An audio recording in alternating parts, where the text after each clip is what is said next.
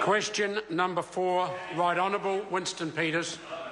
This question is to the Minister of Canterbury Earthquake Recovery. What reports has he received about the extent of fraud allegations in the Christchurch rebuild? Honourable Jerry Brownlee. Mr Speaker, there have been a number of reports and allegations of fraud, and we take these claims very seriously. All agencies are working collaboratively to investigate and prosecute where cases can be proven. For example, I'm aware that the Serious Fraud Office is working on 2 cases at the present time which meet the test for their involvement. There have been some 730 other allegations which have been investigated by various groups. The Canterbury Earthquake Fraud Committee, if you like, the group that's coming together, involve all of those agencies, and they are actively pursuing any allegation, and in addition to that, looking for ways in which fraud could occur. Supplementary question, the Right Honourable Winston Peters. Does he agree with KPMG Forensic Services lead partner Stephen Bell that the extent of fraud in Christchurch could reach $1.5 billion, or 10% of the $30 billion rebuild? And if so, what systems did he put in place from the outset to prevent such fraud? Honourable Jerry Brownlee. Mr Speaker, that is the estimate that comes from any analysis of projects of this size that have been undertaken in any other parts of the world. What I can tell the member is that the Canterbury Recovery Fraud Prevention Interagency Group has been established. It was established early. It involves New Zealand Police and the SFO and all of the other groups who are involved in recovery where there is public money involved. Supplementary question, Right Honourable Winston Peters. How many companies lost their contractor accreditation as a result of fraud in Christchurch, evidence for which he has been available on a daily basis, and what is his explanation as Minister for his answer? The Honourable Jerry Brownlee. What's been available on a routine basis has been a number of allegations made through the 0800 number which EQC did set up. There have been over 730 claims investigated. To date, the allegation line has received 448 calls. 20 cases have been handed over to the police for prosecution. 4 have been successfully prosecuted by EQC, and there are more in the pipeline. It's estimated that $4 million has been saved through those fraud investigations. There are the 2 big cases being investigated by the Serious Fraud Office at the present time. And there is a file of numerous other cases where there are discrepancies in invoicing. Where that discrepancy has been agreed by the invoicer, the over-invoicing has not been paid. And then there is a process that Fletcher's EQR office uses to weed out contractors who are operating in the wrong space.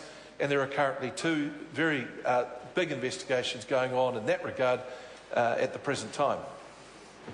Point of order. Point of order, Right Honourable Winston Peters. Mr Speaker, the Minister was asked how many companies have lost their contractor accreditation, and for an answer, for an explanation as to his answer as Minister. So, how many companies? Order. How did it arise? Order, and I'll ask. A long answer, but no answer. Order. And I'll ask the Minister if he can address that part of the question. The difficulty was there were 2 phases to the supplementary question. The second part was very adequately addressed. But if the Minister has that information, could he give that to the House? Mr Speaker, sorry. If he did not give an answer as to the number that have lost their accreditation, how possibly could he have given an adequate answer to the second part of the question? He gave a very adequate answer to the second part, but we're asking him now whether he can address the first part of the member's question. Honourable Jerry Brownlee. Mr Speaker, there are a number of companies that have been taken out of the system by the EQR office. I don't have those details, and I can't give the member that number at the moment, but I'll certainly go and have a look at it. The point I make is that there are numerous activities going on to prevent fraud at the present time, and if people have allegations of fraud, they can make them through the 0800 number. They're treated seriously. Bigger issues are referred to the police. In fact, one has been referred to the police today. Supplementary. Supplementary question, Right Honourable Winston Peters. Has the Minister seen a police complaint acknowledgement against SERA, accredited contractor, Southern Demolition and Salvage Limited, regarding the falsification of timesheets? The Honourable Jerry Brownlee. No, Mr Speaker, that would be an operational matter, and he knows that ministers don't engage in operational matters. Supplementary. Point of order, Speaker. Point of order. Right, Honourable Winston. If the Minister has got no idea as to what's going on because he doesn't want to know what's going on, order. He should say so. But I don't know that ministers are not aware of those sorts of facts. Not if you're being responsible in the case of fraud. So here is to make the next question. The member adequately addressed the question that you asked. Well, anything goes now, of course. Order! The member will resume his seat. If he's going to question a ruling like that, where he asks whether the minister was aware of a particular allegation and the minister stood and said no, he has addressed that question quite satisfactorily. And if the member's going to continue to chip at that, then I will not allow him any more supplementaries. I'll give him one more chance. Supplementary question. Supplementary question, Right Honourable Winston Peters. Take all the chances I'm entitled to, OK? Order.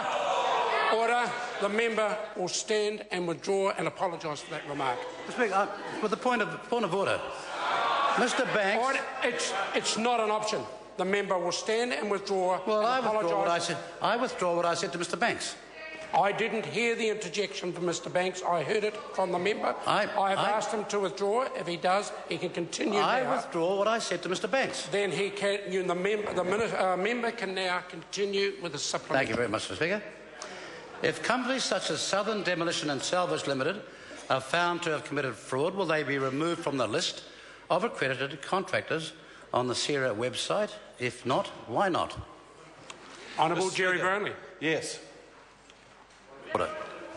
Point of order. Speaker, I seek leave to table a complaint to the New Zealand Police by Bruce Herbert Williamson regarding the falsification of timesheets by Southern Demolition and Salvage Limited, a subcontractor of the Canterbury Earthquake Authority, which challenged the Minister put to me last week if I had evidence. Leave is sought to table that document. Is there any objection? There is definitely no objection. The document can be tabled.